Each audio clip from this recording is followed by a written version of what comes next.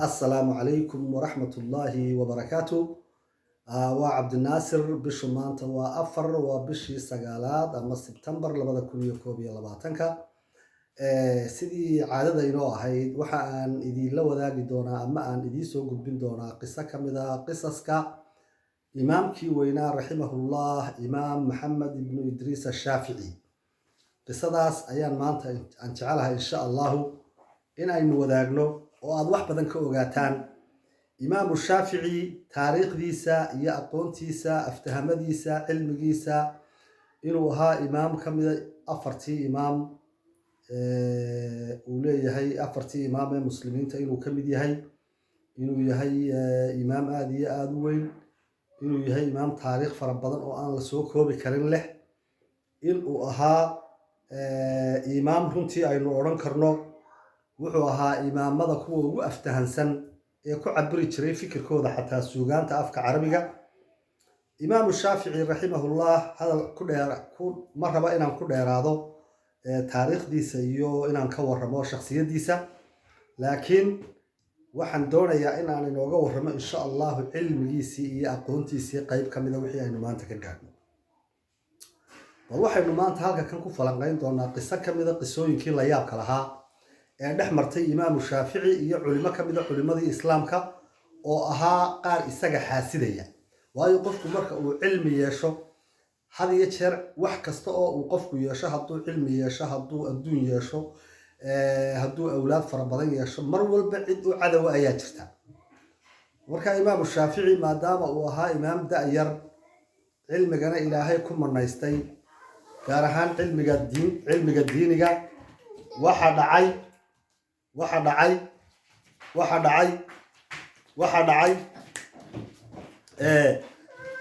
Imam Shaafici rahimahullah waxa dhacay culimadu way xaasideen way ka hor yimaadeen waxay aqbali waayeen aftahamadiisa iyo cilmigiisa iyo aqoontiisa tusaalayaal yaryar oo gaagaaban qisooyin yaryar oo kooban ama afar saddex masalo ayaan caawa jecelahay in aan idin la wadaago oo isaga iyo culimada dhex maray maalin maalmaha kamid ah ayaa waxa la yiri Imam Shaafici rahimahullah oo la jooga amiirkii muslimiinta ee la oran jiray magaciisa Harun al-Rashid ayaa waxa uu yimid culimo kale oo dhowr ah oo muslim ah culimadani waxay had iyo jeer xaasidi jireen oo ay liddi ku ahaayeen ama ka soo horjeedeen cilmiga iyo aqoonta uu rabbi siiyay Imam Shaafici waxay ka soo horjeedeen sida uu cilmiga u xafido waxa ay ka soo horjeedeen aftahamadiisa aadka u la yaabka badan sida uu markaba u furfuro masalooyinka ee la isku maandhaafo ama murugsan culimadani waxay diyaariyeen hal xidhaalayaal aad u adag iyo su'aalo aan la furfuri karin oo aad u adag ama aad u kakan iyaga oo ujeedadoodu ay tahay in ay fashiliyaan Imam Shaafici oo ay ku fashiliyaan amiirka muuminiinta Harun al-Rashid hortiisa kadibna waxay bilaabeen in ay su'aal weydiiyaan Sheekh Shaafici oo la fadhiya amiirkii muuminiinta markaasa waxay ku yiraahdeen su'aashii koobaad ee ay weydiiyeen Imam Shaafici rahimahullah waxay ahayd nin baa gowracay lax nin ayaa gowracay lax kadibna suuqa ayuu u baxay si uu u soo muraadsado ama uu muraadkiisa u soo guto ninkii markuu gurigiisa ku soo noqday waxa uu u sheegay qoyskiisii in hilibka ay iska cunaan oo uu isaga ka yahay hilibkani xaaraan wuxuu u sheegay qoyskiisii ninkani markii gurigiisii buu ka baxay suuqu u baxay muraad buu u baxay uu soo gudanayo kadib markii uu suuqii ka soo noqday ee uu muraadkiisii soo dhamaystay ee uu yimid gurigiisii ayaa wuxuu qoyskiisii u sheegay hilibkii uu isagu gowracay in uu isaga hadda ka yahay xaaraan oo aanu haba yaraatee aanu waxba ka cuni karin isla markaa qoyskiisiina waxay u sheegeen ninkii odayga ahaa ama aabihii reerka in iyagana sidoo kale hilibkani uu xaaraan ka yahay oo aanay cunaynin haba yaraatee waxay ka cunayaan aanay jirin bal waxaad ka warantaa bay yidhahdeen Imam Shaafici sida ninkaasi uu hilibku uga xaaraamoobay iyo waxa ka xaaraantinimeeyay iyo sida uu reerkii uu ka tagay uu hilibku iyagana xaaraan uga noqday إمام الشافعي رحمه الله اسمه دبن وحوها إمام إلهي عقلك إيا علمك با وحوي كما نايستي وحو دبيتي كجوابي إمام الشافعي نينكو مركو لحظة قورعي بو يلي وحو أها قال oo kumu gowracin magaca alle wuxuu se ku gowracay magacyadii asnaamtoodii ay caabudi jireen kadib intii uu suuqa ku maqnaa ee uu muraadkiisa soo gudanayay ayuu ilaahay qalbigiisa iyo quluubtiisa ku soo dejiyay islaamnimadii oo uu rumeeyay uu qaatay diintii islaamka oo uu iimaankiisii qoyay oo uu maxaan ku raadayay soo muslimay markii uu baxay ee uu suuqa u baxay ayuu soo muslimay oo uu soo rumeeyay diintii islaamka oo uu sidaa ku qaatay diintii islaamka isaga cadku sidaasuu xaaraan kaga noqday waayo neefka wuxuu gowracay isagoo gaala markuu soo noqday wuxuu soo noqday isagoo muslim oo ilaahay soo hadeeyay oo islaamnimadii qalbigiisa iyo quluubtiisa ku soo riday sidaasuu isaga cadkii kaga xaaraamobayo maadaama uu gaal ahaa cadkii uu gowracay xilligaasi hadda uu muslim yahay dee waa ka xaaraan qoyskuna markay ogaadeen in aabbahood islaamay oo uu qaatay diinta islaamka iyaguna meelay ku hadhaan bay garan waayeenoo diintii aabbahood qaatay bay qaateen sidaa daraaddeed buu iyagana kaga noqday xaaraan labada kooxood qoyska iyo odayguba diintii hore ay u haysteen bay bedeleen ee ahayd diinta kiristanka waxayna qaateen diinta muslimka wixii ay uu odaygu gowracayna sidaasuu labadoodiiba xaaraan uu kaga noqday buur su-aashaasuu kaga jawaabay waanu ka helay runtii su-aal labaad ayay weydiiyeen imaamu shaafici oo ahayd laba nin oo muslim ah oo miyir qaba ayaa cabbay bay yidhaahdeen khamri laba nin oo muslina oo miyir qaba ayaa waxa ay cabbeen khamri mid xadkii baa laga jaray oo xadkii baa lagu oogay oo jeedal baa lala dhacay midna waxba lama odhan maxay arrintaasi ku dhacday sababta midna loo jaldiyey ee loola dhacay jeedalkii looga jaray midna aan waxba loo odhanin ee aan loo shaabuugaynin maxay tahay bay yidhaahdeen imaamu shaafici raximahullah wuxuu ugu jawaabay taana labada nin mid qaangaadh buu ahaa ka kalena carruur buu ahaayo maba qaangaadhin oo xadba ma qabanayo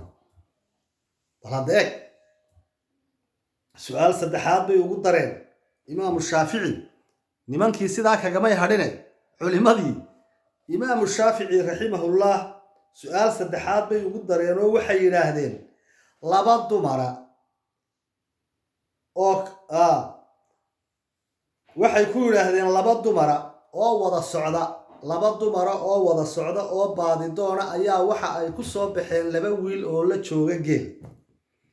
dabeetana dumarkii waxay wiilashii ku yidhaahdeen hooyooyin raggayagiiyow awr maaragteen labadii dumar ahaa waxay ku yidhaahdeen labadii inan ee geela la joogay hooyooyin raggayagiiyow awr maaragteen bal waxaad nooga warrantaa bay yidhaahdeen labadaa dumarihii siday labada nin hooyana ugu noqdeen raggoodiina ay u noqdeen labada nin iyo labadan dumari waana isu hooyo waana raggoodii waa maxay bay yidhahdeen sababtu sidee u dhici kartaa ma nin baa hooyadii guursada bal arrintaa nooga warran imaamu shaafici raximahullah wuxuu ugu jawaabay taana si kooban oo gaaban wuxuu yidhi labadan dumara ee wada socday ee baadidoonka ahaa iyo labadan wiil ee ay ku soo baxeen labada dumara midiba mid bay dhashay labadan wiil waa kow halkaa hooyooyin bay ku noqdeen labada dumara labadan wiil midiba mid bay dhashay oo inankeediiya waa qodob mid walba kay dhashay maahee ka kalena wuu qabaa markaa dumarku siday u yidhaahdeen hooyooyin raggayagiiyow awr maaragteen dee labada nin waa labadii wiilee ay kala dhaleen waana raggoodiiyo iyaga qaba oo mid walba kay dhashay maahee ka kalaa qaba ila ninna hooyadii ma guursadeen markaa waa hooyana way u yihiin oo way dhaleen raggoodiina way yihiin oo waa ay qabaan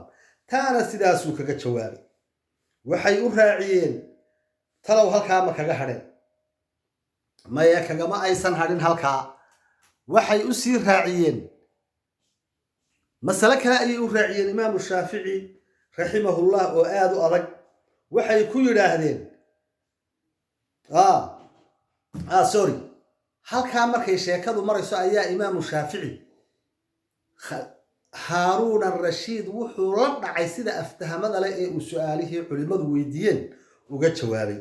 dabeetana haaruun arashiid ayaa yidhi anigu hal su-aal baan rabaa inaan idin weydiiye ma ii ogashihiin haaruun arashiid oo imaamkii muslimiinta ah baa yidhi haa waad weydiin kartaa weydii mid iyo laba iyo saddex waxaa doontaba dabeetana imaamu shaafici culimmadii hal su-aal buu weydiiyey oo buuraha kaga cuslaatay oo nin ka jawaabo la waayey oo nin waliba dhabanka iyo gacanta isa saartay oo afkala qaad ku noqotay